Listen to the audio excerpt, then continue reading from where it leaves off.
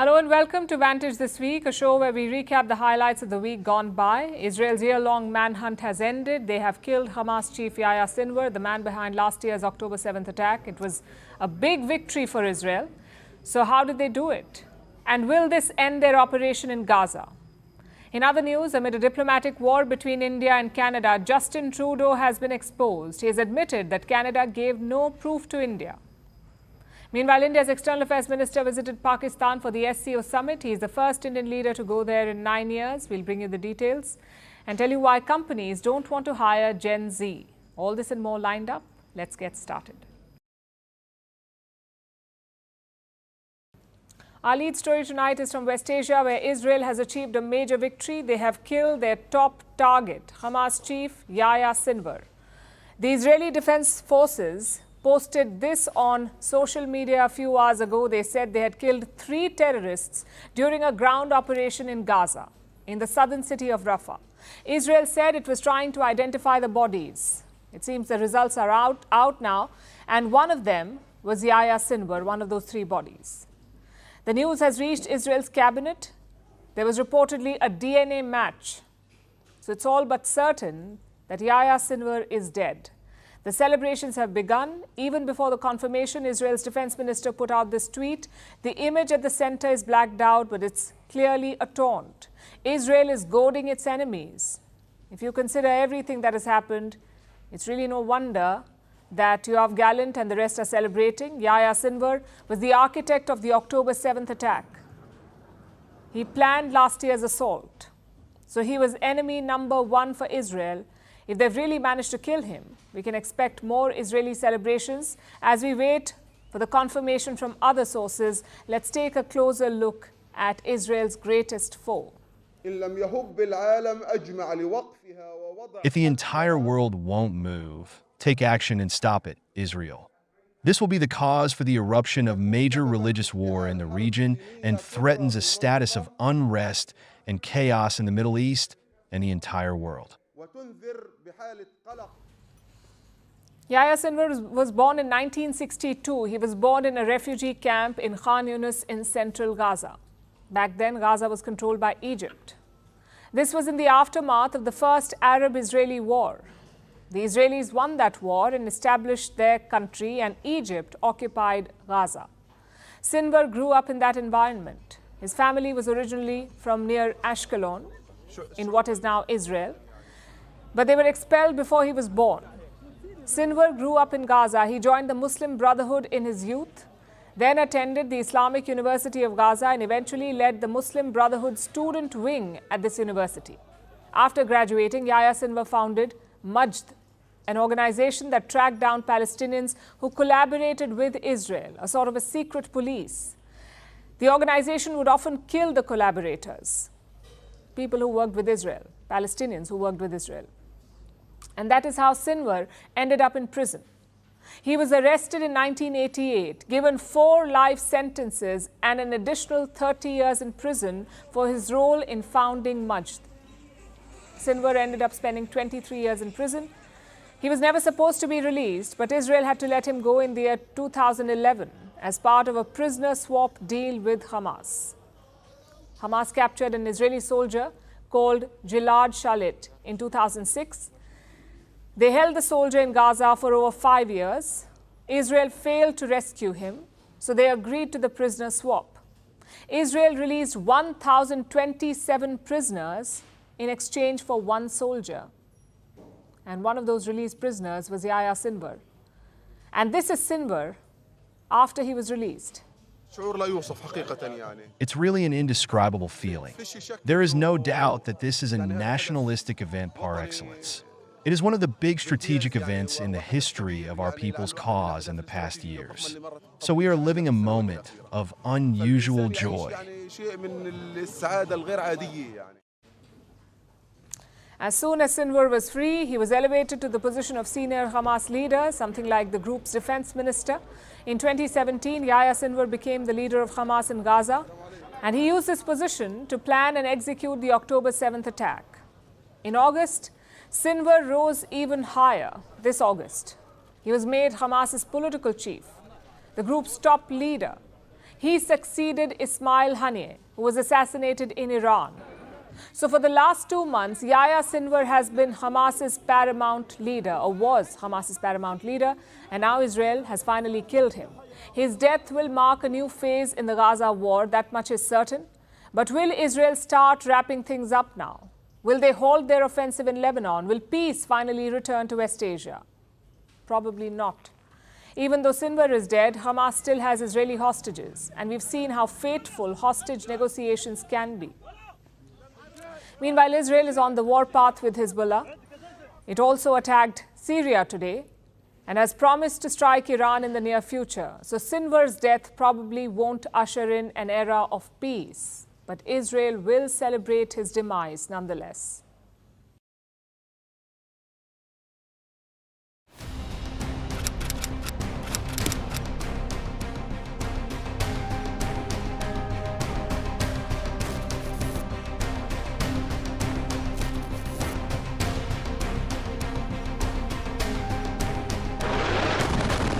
While this is not the end of the war in Gaza, it's the beginning of the end.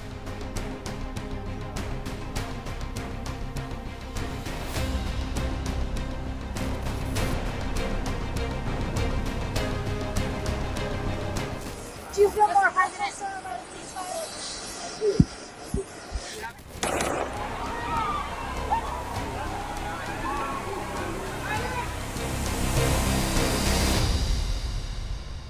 It's a big victory for Israel. The year-long manhunt has finally ended, and that too successfully. Because Yahya Sinwar has been killed, the chief of Hamas and the mastermind of October 7th. He had evaded Israel for months, pulled off many escapes, but finally Israel hunted him down. They've released a video of his final moments. Take a look at this first.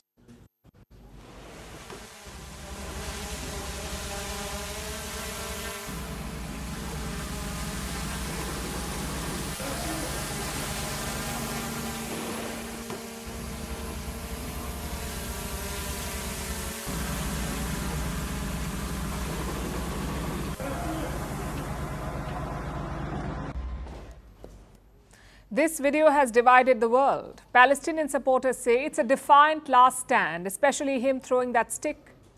But Israel and its allies disagree. They say, what a pathetic end, dying alone and caked in dust. We'll get to the Israeli operation later. First, we're looking at the fallout. For Prime Minister Benjamin Netanyahu, this is a big boost, because Yahya Sinwar was enemy number one. Killing him was the ultimate revenge. So his death is being celebrated by Israelis. Even the Prime Minister joined in. He shared a drink with his advisors to mark the day.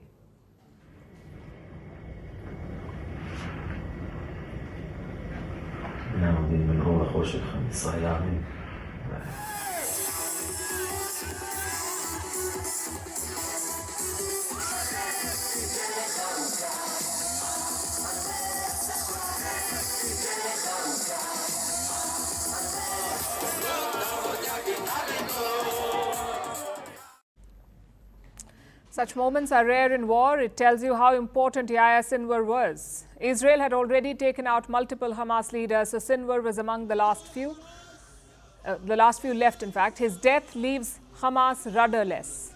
The question is, how will Israel use this moment, this victorious moment? A lot of countries would probably quit after this. After all, this is a great exit ramp. You've demonstrated your power. You've taken out the top leader, or leaders, if you count the previous Hamas chief Ismail Haniyeh and Hezbollah chief Hassan Nasrallah. So this is the perfect chance to negotiate a ceasefire, to get the hostages back and to stop the fighting. That's what most countries would do. But Israel is not most countries. Netanyahu says the war will go on. He won't stop until all the hostages are back. While this is not the end of the war in Gaza, it's the beginning of the end. To the people of Gaza, I have a simple message. This war can end tomorrow. It can end if Hamas lays down its arms and returns our hostages. There are 101 hostages in Gaza, and their fate hangs in the balance. Netanyahu has put the ball in Hamas's court. He says surrender and the war ends. But Hamas remains defiant. They say Sinwar's death will not weaken their movement. Instead, it will make Hamas stronger, and that Sinwar will become an icon. And they are right about that. People in Gaza and West Bank are mourning him. They're calling Yahya Sinwar a martyr. It will not affect the interest of the country. After the leader, 1,000 of leaders will come, and after the man, 1,000 men will come. Sinwar is like any martyr. There will be somebody that comes after him. The Prophet Muhammad, after he died, there were people to speak about his religion.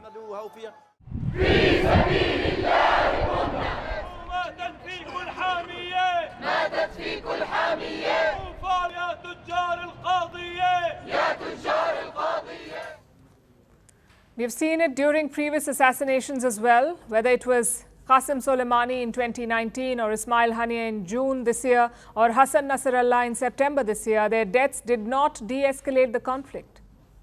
They had the opposite effect. So strategically, this is a very tense period. Israel could use it to continue their assault. Hamas could use it to plot revenge. Basically, anything could happen, which is why Israel's Western allies are worried. All of them celebrated Sinwar's death. But they also had advice for Netanyahu. Now's the time to wind up.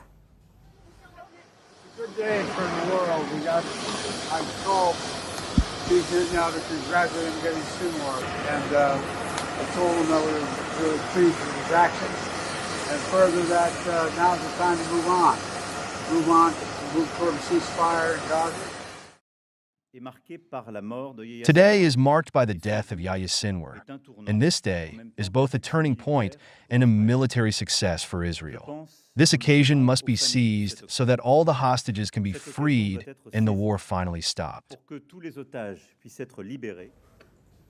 So the West senses an opportunity here, a chance to push Netanyahu towards a ceasefire. Meanwhile, on the ground, the fighting continues. Israel launched 150 strikes on Thursday. That's Gaza plus Lebanon. In Lebanon, the fighting is intense. We're talking about door-to-door combat.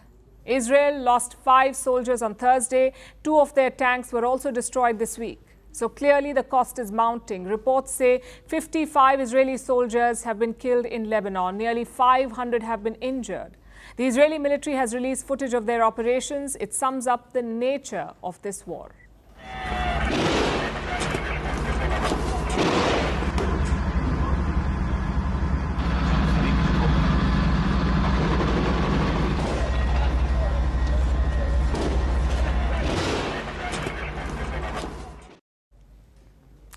Risky and close quarters. Netanyahu will have to be mindful of that. Families of the hostages are already unhappy with him. The last thing he needs is military casualties. And Hezbollah knows this. They have announced a new phase of fighting, apparently a more aggressive phase. It's not really clear what that means, but Hezbollah has hinted at using new kinds of weapons. Over in Gaza, it's the same story. Israel is sending more soldiers to northern Gaza, specifically to the Jabalia camp. Reports say Hamas fighters are regrouping there. So Israel is looking to crack down. It won't be easy though, because as long as Sinwar was alive, Netanyahu had a target, something with a face and location to hunt. But now that's gone. His next goal is arguably more difficult than this one, to eliminate Hamas, an enemy with no face or location. The Prime Minister of Israel is running out of excuses to extend this war. Let's see what his next move will be.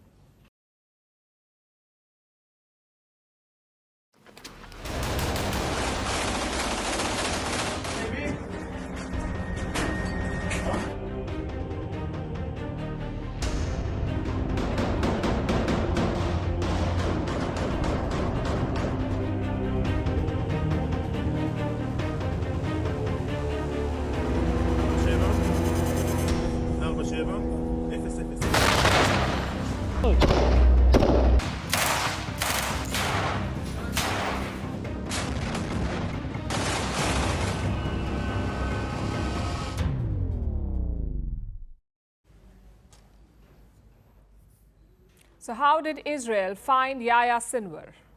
Was it a pager bomb or some cutting-edge satellite imagery? What Mossad magic ended this hunt? Well, as it turned out, it was sheer luck. Yahya Sinwar was killed in a chance encounter, not a targeted operation. Let me tell you how it unfolded. Israel has been tracking Sinwar since October last year. It's been a ruthless manhunt, one that has razed Gaza to the ground, also left 42,000 people dead. Yet they could not pinpoint Sinwar's location. All they knew was this, that Yahya Sinwar was somewhere in the southern city of Rafah. Now, Rafah is pretty big. The total size is more than 64 square kilometers. It's also home to 1 million people. So finding Sinwar in Rafah was never going to be easy. Which brings us to Wednesday. This Wednesday, an Israeli team was patrolling a part of Rafah, an area called Tal al-Sultan. Suddenly, the team encountered 3 adversaries. Naturally, they engaged them. And during this gunfight, the 3 opponents split up. One of them ran into an abandoned building. That's when Israel switched to drones. You just saw that video. The drone found a man slumped in a chair. His head was covered and he was surrounded by debris. At that point, Israel did not know that this man was Yahya Sinwar. They thought it was a random Hamas fighter. Soon, Israeli tanks were called in. They fired rounds and razed the building. And that's how Yahya Sinwar was finally killed. Again, Israel did not know immediately. They thought the building or the body may have been strapped with bombs, so they left the site after the encounter. Then on Thursday morning, they returned to inspect the bodies. And that's when they spotted Sinwar. Of course, you can't go by looks alone. You must forensically confirm it. So a part of Sinwar's finger was removed. It was sent to Israel for testing. And when the results came, it was confirmed Israel's #1 enemy was dead. Later that day, his body was taken to Israel. It's not clear what happened after that or what they did to the body, but a lot of interesting facts do stand out here. For starters, how did they confirm Yahya Sinwar's DNA? Well, Sinwar spent nearly 30 years in Israeli jails from the 1980s to 2011. During that time, he developed a brain tumor. He even had a surgery done in Israel. And because of this, they had a lot of his medical records, like his DNA and his dental reports. And that is how Israel identified Yahya Sinwar. They also found money on him, by the way. They found money on his body. Nearly 40,000 shekels, which is around 10,000 US dollars. He also had a vest and a pistol with him. But why was Sinwar out in the open? Why wasn't he in the tunnels? You can give Israel credit for that. They were hunting relentlessly in Rafah, so Sinwar was trying to flee, to move further north. The fact is that Sinwar probably stayed in that area, in the same underground area in the complex. We found his DNA a couple of 100 meters away from the tunnel where our 6 hostages were staying. He stayed in that area. Our forces closed the area for a long period of time, and I guess that he was on the run for a long period of time, moving from underground space to houses, and was trying to flee north to safer areas. What about the hostages? Sinwar was said to be surrounded by human shields. Where did they go? Well, he may have abandoned them to move quicker, or maybe he lost them in the chaos. Either way, no hostages were found with Sinwar. His security detail was also light, like we said, just 2 men and him. Perhaps he thought that a small team could move quicker. But frankly, his fate was sealed. Not yesterday, not last week, but on October 7, 2023, when he ordered his men to massacre Israeli civilians. We all know what happened next. An intense cat-and-mouse game in Gaza. Yahya Sinwar had been preparing years for this attack. He knew the Israelis pretty well. He even spoke fluent Hebrew. And that is how he thwarted every Israeli attempt to track him. No gadgets, no public appearances, no direct contacts. Yahya Sinwar always lived in the shadows. He seemed one step ahead of the Israelis, but in the end, they tracked him down. You must admire Israel's ruthless dedication. But you must also question the cost. 42,000 civilians were collateral damage in this hunt. Nearly everything in Gaza is destroyed. Was the October 7th attack worth this carnage? Was killing Sinwar worth this carnage? It's a question that Israeli and Hamas leadership must ponder. A new Sinwar may emerge soon, but those Israeli and Palestinian families will never be whole again.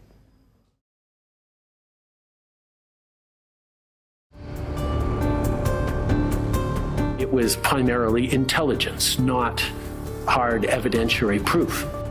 India was itself hosting G20. We had the opportunity of making it a very uncomfortable summit for India.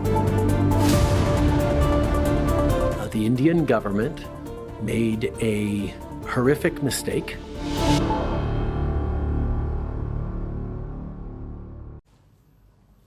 It was intelligence, not evidence. Justin Trudeau has admitted it, that his government gave no proof to India. And with this statement, he stands exposed. Trudeau destroyed India's relationship with Canada without having any evidence. We have it from the horse's mouth. Listen to this again. And at that point, it was primarily intelligence, not hard evidentiary proof. So we said, well, let's work together and look into your security services, and maybe we can get that done.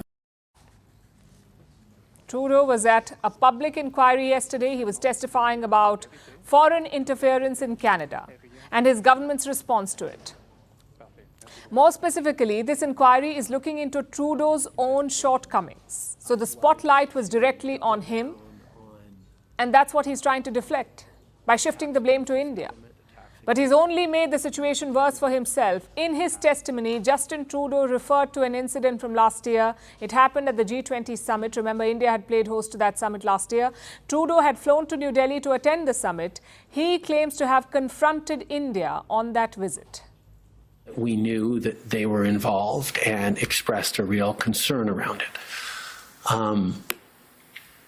He responded with the usual response from him, which is that we have people who are outspoken against the Indian government living in Canada that he would like to see arrested. Trudeau is referring to the Indian Prime Minister Narendra Modi. Both leaders had a meeting on the sidelines of the G20 summit, and Trudeau claims that he discussed the Nijjar case with Prime Minister Modi, the case that triggered this current standoff. Canada is blaming India for the death of a man called Hardeep Singh Nijjar. He was shot dead in Canada last year. Nijjar was a Khalistani campaigning to break up the state of Punjab from India. He had been designated as a terrorist by the government of India. India wanted him arrested. Trudeau conveniently skips that fact in his statements, but he only ended up embarrassing himself. Listen to this now. India to cooperate with us. Their asks of us was, well, how much do you know? Give us the evidence you have on this. And our response was, well, it's within your security agencies. You should be looking into how much they know. You should be engaging. It's, no, tell us what you know. Show us the evidence. Trudeau says India asked his government to show the evidence. And how did Canada respond? By telling India that you should look into this. In other words, Canada had no concrete evidence to support their claims, and they expected India to find the evidence just on the basis of Justin Trudeau's words. Like we said yesterday, he's in the trust me bro phase. And this whole spat with India is a result of that. Needless to say, it couldn't have been more bizarre. It shows how Trudeau handled, or rather mishandled, the whole situation. He blamed India in the Canadian Parliament. He sabotaged an important bilateral relationship just on the basis of what he calls preliminary intelligence. And this happened 1 year ago. So Trudeau had enough time to make amends, to fix the damage, or to provide the evidence to back up his claims. He did neither. Canada still hasn't given any evidence to India. Since September of 2023, the Canadian government has not shared any shred of information with us. As regards the allegations, PM Trudeau's own admission yesterday would indicate the value of these allegations. As regards our stance, we will naturally reject false imputations against our diplomats. New Delhi says Canada has not shared any shred of information. But 3 days ago, the Canadians upped the ante. They accused 6 Indian diplomats of serious crimes like murder and extortion. This fiasco is backfiring on Trudeau. It has severely undermined whatever was left of his credibility. It is becoming increasingly difficult to take him seriously now, especially after yesterday's testimony. Only intelligence but no hard proof, he says. This admission will haunt Trudeau. No mature country would give much weight to such claims. Intelligence, by its very nature, needs substantial corroboration to be credible. Otherwise, you end up with disasters like the Iraq War, where the West attacked the Saddam regime without any concrete proof of the weapons of mass destruction. Trudeau is walking the same path. His statements on India got all the attention yesterday, but he took aim at the opposition too, the Canadian opposition. He said the Conservatives have been compromised. That's the opposition party, the Conservatives. He said that their MPs are involved in foreign interference campaigns. Again, Justin Trudeau claims that he has specific intelligence and that he can name the compromised lawmakers, but he did not name them. As expected, the Conservatives have issued a sharp reaction. Their leader is a man called Pierre Poilievre. He is also the leader of opposition in Canada. Poilievre has dared Trudeau to release the names of these compromised lawmakers. And he did not mince his words. He said Justin Trudeau is lying and that China helped him win the last two elections. In fact, Trudeau was grilled on that too, on Chinese interference, Chinese meddling. Unlike India, there is plenty of evidence to suggest that China is meddling in Canada, that it meddled in the Canadian elections to help Trudeau win. They even caught a compromised lawmaker last year. His name is Hang Dong. Dong lobbied a Chinese diplomat to keep two Canadians inside a jail in Canada. So it is quite a serious affair with hard proof. But what did Trudeau have to say about Chinese meddling? Precious little. He was asked specifically about the activities of Chinese diplomats in Canada, and he tried to downplay the concerns. He said, and I'm quoting, "It is fairly obvious and a part of what diplomats do in all countries in all parts of the world." So it seems Trudeau doesn't see an issue with Chinese meddling, even when there is proof. But do the people of his country agree? Last year, a poll was conducted. It revealed that the majority of Canadians viewed China as a threat, but they held a favorable opinion of India. Justin Trudeau is bent on ruining that. He blames India and offers no proof. He blames the opposition and offers no proof. But he shields China where there is ample proof. The people of Canada should ask why.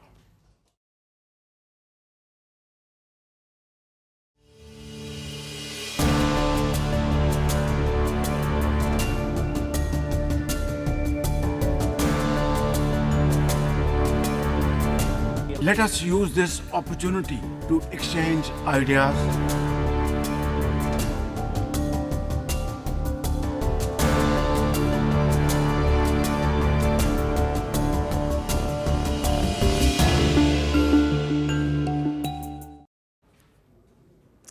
Now let's turn our attention to Pakistan. The country just finished hosting the SCO Summit. SCO stands for Shanghai Cooperation Organization. It's a Russia and China-led bloc with 10 member countries from Asia. Pakistan is one of them, and it was chosen to host this year's summit. By the looks of it, they pulled it off. No explosions, no terror attacks, no murder sprees of any kind. So Islamabad does deserve some credit for managing the bare basics. It was no mean feat. Pakistan deployed 12,000 security personnel to maintain law and order. They also shut down all shops and businesses. It was inconvenient for the locals, but the Pakistani establishment accomplished its main goal, pulling off an incident-free SCO summit. It must have been a relief for the attendees, which included some high-profile figures. You had the guest of honor, China's Premier Li Qiang. Pakistan was especially keen on showing him a good time. We'll get to the reason in a moment. Also in attendance was Russia's Prime Minister, Mikhail Mishustin. And from Central Asia, you had the Prime Ministers of Kazakhstan, Kyrgyzstan and Tajikistan. And the Prime Ministers of Belarus and Mongolia were also present. As I said, quite the high-profile guest list. India's Prime Minister was also invited, but Prime Minister Modi chose not to attend. Instead, he sent External Affairs Minister S. Jaishankar, who arrived in Rawalpindi yesterday. It was the first visit by an Indian minister since 2015. He attended the SCO banquet last night, where he met Pakistan's Prime Minister Shehbaz Sharif. This morning, Jaishankar began his day with a morning walk at the High Commission campus in Islamabad. India has a diplomatic mission in Pakistan's capital, and Jaishankar interacted with his colleagues there. He even planted a tree on the campus as part of the Indian government's tree plantation campaign. After that, he went to the main SCO venue. He took part in the photo op, stood for the family photo, got the pleasantries out of the way, and then got down to business, the main SCO Summit. Now, before I get into the details, here are some things that you should know. The SCO began as a regional grouping to promote trade and security. Its main goal is, and I'm quoting, strengthening mutual trust and friendship and good neighborliness. I'm not joking. It's in the SCO Charter. The bloc initially comprised Russia, China, and some Central Asian nations. It gradually expanded to include India and Pakistan in 2017. Then Iran came in 2023, and Belarus joined this year. Right now, the SCO claims to represent 40% of the world's population and about 30% of the world's GDP. China is one of the founding members. It wants to bolster the grouping further, turn it into an anti-Western bloc. Most of the other members are just keen on development. They want to use the SCO to set up infrastructure and trade, like Pakistan.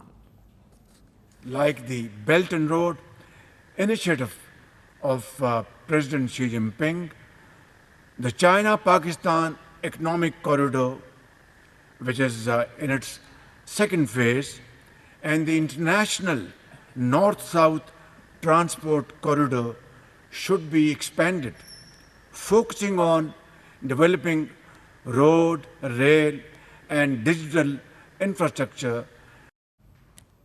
Now, Pakistan calling for expanding infrastructure sounds like a good idea until you think about the money. Who exactly will pay for all of that? Well, you remember how I called the Chinese premier the guest of honor. This is the reason. Li Qiang was given the royal treatment. He met the who's who of Pakistan's establishment. He even ended up inaugurating an airport. And then during the summit, Shehbaz Sharif said, and I'm quoting, Pakistan supports the establishment of an SCO alternative development funding mechanism which could provide the impetus needed for the revival of stalled development projects.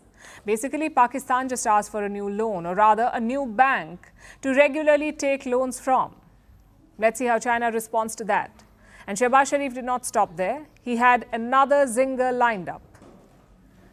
The international community must step forward with urgent humanitarian support while calling upon the Afghan interim government to embrace political inclusivity, thereby ensuring Afghan soil is not misused for terrorism against its neighbors. Yes, you heard that right. Shehbaz Sharif has a problem with terrorism, with terror being used against neighbors. Perhaps he should head on to nearby Rawalpindi and convey this to Pakistan's military establishment. It's a classic case of the pot calling the kettle black. Islamabad is fine with terrorism when it is used against India, but terror from Afghanistan is an urgent matter for the SCO. Talk about hypocrisy. Now remember, Jaishankar was at this meeting. He had to sit through this whole charade. But then he delivered his address and it summarized India's point of view. Jaishankar said, and I'm quoting, if trust is lacking or cooperation inadequate, if friendship has fallen short and good neighborliness is missing somewhere, there are surely reasons to introspect and causes to address. If activities across borders are characterized by terrorism, extremism and separatism, they are hardly likely to encourage trade, energy flows, connectivity and people-to-people exchanges in parallel. The message was quite simple. The speeches at the SCO mean very little, honestly, if the member states don't adhere to the group's charter, if they don't behave like good neighbors. India's neighbors are China and Pakistan. One tries to capture territory, the other tries and keeps sending terrorists. Until these transgressions stop, India won't be very enthusiastic about the SCO. Every day we look for stories from Africa, and every day we see the same stuff. Corruption trials, attempted coups, terror attacks, and so on. It makes you wonder, does nothing good happen in Africa? Or is it always just bad news? Well, turns out it's not an Africa problem, it's a media problem. Just like anywhere in the world, Africa has good and bad news, but global media tends to focus on the bad. It's always poverty or security crises. And this stereotype has a financial cost, $4.2 billion. That's how much negative coverage is costing Africa. Let me explain how. This report was prepared by two agencies, a consultant group named Africa Practice and an advocacy group named Africa No Filter. Their methodology is quite interesting. First, they picked 4 African nations: Kenya, Nigeria, South Africa, and Egypt. Then they picked countries with similar social and economic conditions outside Africa. Malaysia is similar to Kenya and Nigeria. Denmark is similar to South Africa, according to them, and Thailand to Egypt. And finally, they compared election coverage in these countries. Guess what they found? In African polls, the coverage was mostly negative, things like violence and rigging. And elsewhere, just your normal stuff, things like top candidates and issues. Consider Kenya and Malaysia. 88% of articles about Kenya's election were negative. In Malaysia, it was just 48%. Do you see the bias? This bias can affect your finances, especially your loans. Most lenders are charging risk premiums in Africa, basically more interest than normal. They say Africa is a risky bet, our money may or may not be safe there, so we will charge you more. If you correct this narrative, if you cancel this risk premium, Africa's interest rates could reduce by 1%, which translates to $4.2 billion. Do you see how powerful narratives are then? They can make or break economies. Just think back to the early 2010s. Every global outlet was talking about the same thing: Grexit, the looming exit of Greece from the European Union. Spoiler alert, it did not happen. But the paranoia did not help. It shook investor confidence further. The Western media does a lot of this, by the way. They define countries in set terms. Mexico is always drug cartels and gang violence. Japan is advanced but meek. Russia is still dreaming about the Soviet Union. South Asia is poor brown people, and West Asia is rich brown people plus terrorism. It's not just the news media. Movies also spread such narratives. You may remember Slumdog Millionaire. It romanticized slums and poverty in India. The fact is, only 5% of Indians live in slums. I could say the same about some of these global indices like ease of doing business or passport power rankings or travel safety rankings. They have a direct impact on a country's economy. Yet the methodology is not always perfect, which is why narratives have become strategic. Some countries have clearly weaponized them. For example, there's something called the CNN effect. It's named after the US news channel, but it applies to media in general. How media coverage can influence domestic and foreign policy. Al Jazeera is doing it right now. They're funded by the Qatar government. And they're building consensus against Israel and Gaza. How? By constantly publishing stories against Israel and by ignoring what the other side did. So every country basically has two options: either shape your own narrative or let others shape it for you. China is doing the first. They have spent billions expanding their media footprint. They also share content with foreign agencies, of course, only the favorable type. Africa is stuck with the second option. Their media landscape is not as developed, so others are shaping their narrative for them. It's a challenge for India too. Some of these Western outlets have decades of head start. So now's the time to catch up, because our world runs on power and narratives can be deadlier than missiles. Let's turn our attention to the Korean Peninsula, where North Korea has destroyed 2 roads, 2 major road links. They blew them up. These are roads that connected North Korea to the south. In response, the South Korean military opened gunfire, and their government called the explosions a very abnormal act.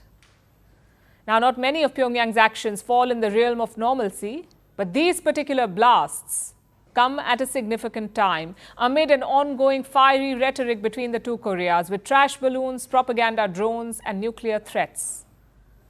So what does this latest escalation mean for the two countries? Here is the report. North Korea has destroyed 2 roads.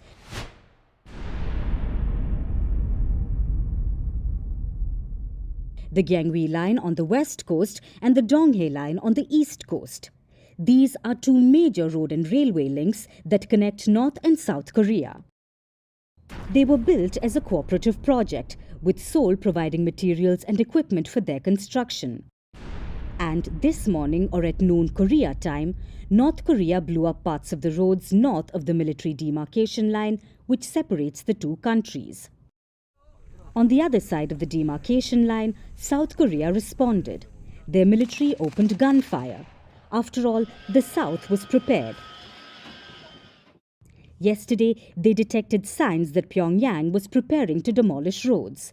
So the military had implemented countermeasures. But apart from firearms, the two governments are also embroiled in a war of words. What North Korea has done today, blowing up the inter-Korean roads in north side of Gyeongui Line and Donghae Line, is a clear violation of the inter-Korean agreement, and we see it as a very abnormal act. And the South Korean government is strongly condemning it. These blasts come at a time of particularly aggressive rhetoric between the two Koreas. In January this year, North Korean leader Kim Jong-un issued an order. He ditched the goal of a peaceful Korean unification. And since then, Pyongyang has laid landmines, fortified its borders, built anti-tank traps, removed railway infrastructure, intensified nuclear production efforts, strengthened its ties with Russia, and sent trash-filled balloons to the south. Inviting a tit-for-tat reaction, South Korea has strengthened its ties with the United States. Over the past year, a US aircraft carrier, amphibious assault ships, long-range bombers, and submarines have visited South Korea. All of this has drawn angry rebukes from Pyongyang and fueled Kim's hasty moves. Earlier this month, he threatened to use nuclear weapons. Last week, he warned of completely cutting off territory from South Korea. But a few days ago, the situation became worse. North Korea accused the South of sending propaganda-filled drones over its capital. So yesterday, Kim called a high-level meeting. Top military and security officials were present, including his highly influential sister, Kim Yo-jong. She said, "We secured clear evidence that South Korean military gangsters are the main culprit. The provocateurs will have to pay a dear price." And apparently, her florid language worked, because a day later, North Korea has blasted two roads. Now, in practical terms, the explosions don't mean much. The exploded parts of the roads had not been in use for years. So their destruction makes little difference to travel routes.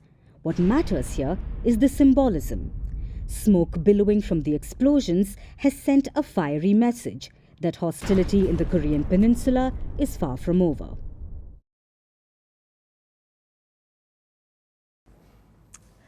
Anti-hustle. Have you heard of this term? Apparently, it is becoming quite popular.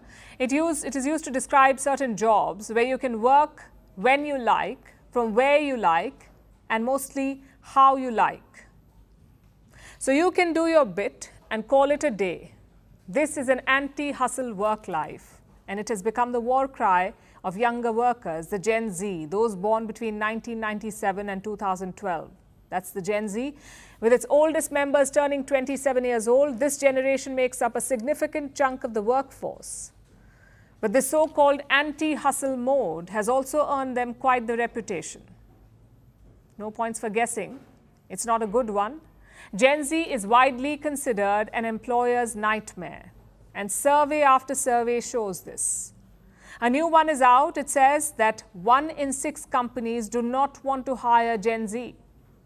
They say Gen Z is entitled, easily offended, unable to handle feedback, lacking in motivation, professionalism, strong work ethic, and communication skills. That's quite the list. It makes you think, what doesn't Gen Z lack? Apparently, the ability to make things worse. Over the past few years, the young haven't helped their case by making up these work trends: quiet quitting, lazy jobs, mouse jiggling, where you only pretend to work by moving your computer mouse, that's mouse jiggling apparently, or conscious unbossing, meaning consciously choosing not to be a boss or a manager. 69% Gen Z say they do not want to be middle managers because it's too high stress and low reward. I don't want to question the obvious lack of logic here, Maybe there is a secret sauce to jumping from intern to CEO. Maybe TikTok holds the answers. Who knows? But the fact remains, the young are not seen as great employees. Nearly half of the hiring managers find Gen Z the most challenging generation to work with. This is not to say that all of Gen Z is a personality hire or someone who is hired for their so-called vibes. That's a personality hire apparently. Instead of their skills, they're hired for their vibes.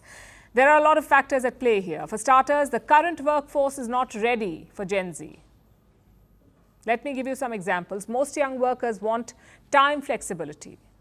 A quarter of them say that their productivity peaks at night. So they want to work at night.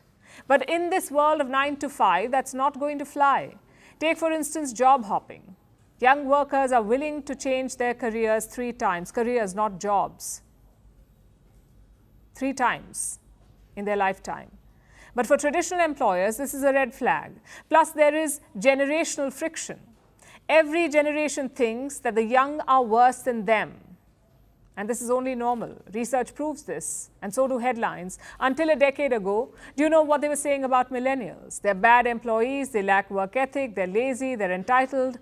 So circle of life and everything. But intellectualizing aside, my point is quite simple. Companies may not want to hire Gen Z, but they will have to sooner or later because they are the future of work.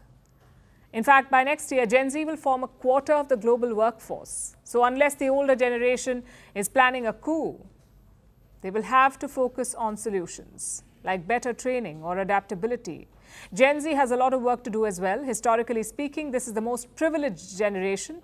They grew up with the internet, with technology. For them, all kinds of resources are one click away. It's about time that they check their privilege. The fact that they can afford to quiet quit or afford to get lazy jobs is because of the workforce that came before them. So insulation, apathy, or unrealistic self-assurance is not going to cut it in the real world. Experiences. Because it is good to be passionate about change, but Rome was not built in a day. So if you have any ambition, no matter which generation you belong to, you will have to do the time.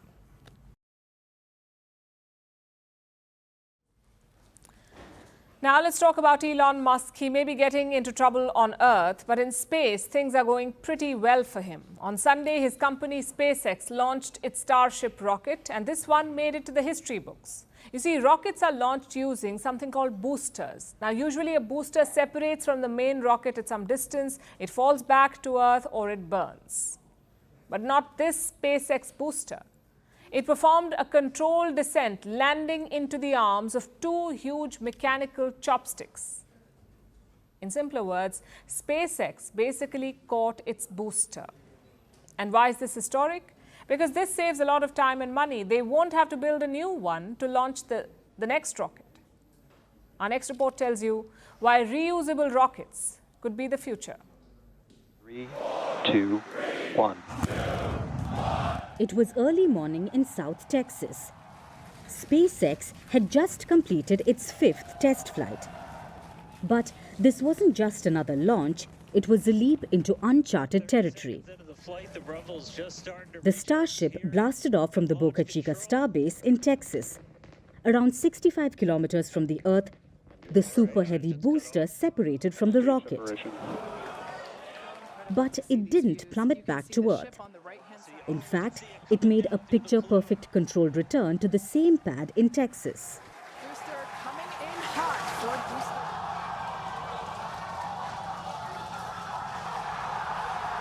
At the heart of this plan is Mechazilla, a 400 feet tall titan of technology. Its mission, to catch the descending booster mid-air using 2 enormous mechanical arms, aptly named chopsticks. This moment was critical.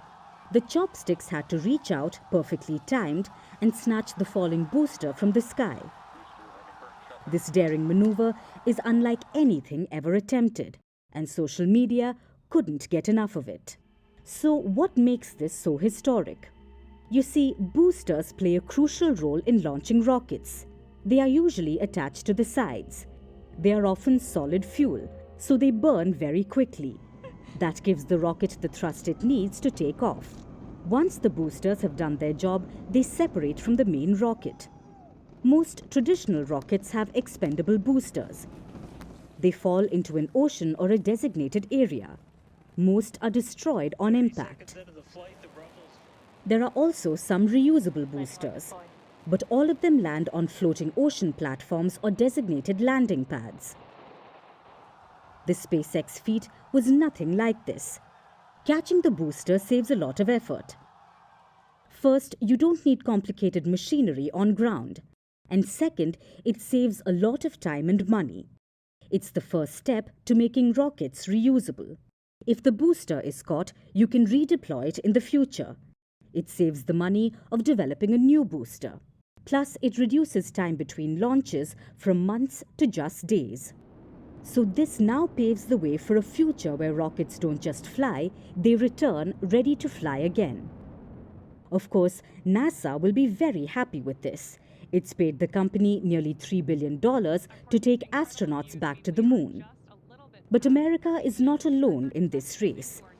China's space industry is working to develop reusable launch vehicles to rival SpaceX. It plans to debut them in the next couple of years. Russia, too, is planning to go the reusable route with its new Amur rocket in 2026. The Amur is said to be a lot like the SpaceX Falcon 9. India, too, is venturing into this. It has approved the development of a new reusable rocket launcher. So, reusable rockets are definitely the future. And SpaceX has shown the way. Elon Musk says he dreams to ferry astronauts to the moon and even Mars. This is the first step to that. The next is to build a fully reusable rocket, which could be a game changer in the quest to conquer space.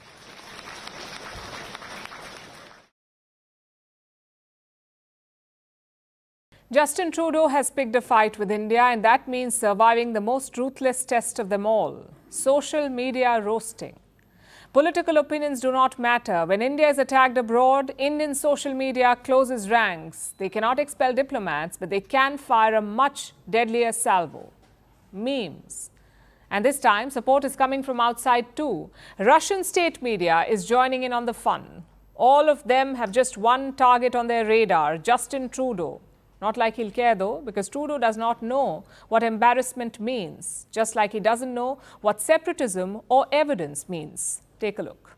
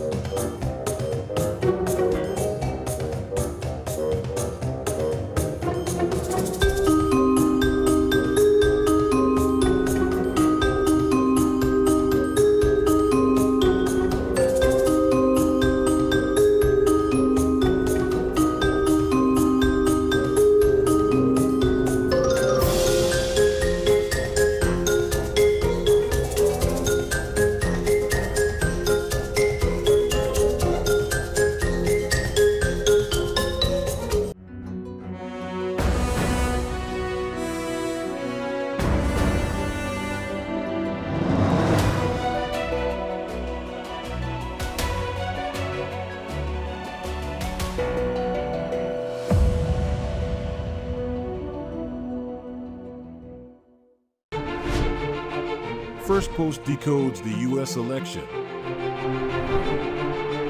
explains how America chooses its president,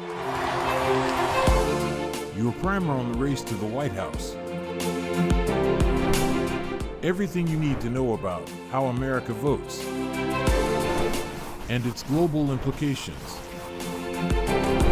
U.S. Election Explained, every Monday and Thursday only on Firstpost.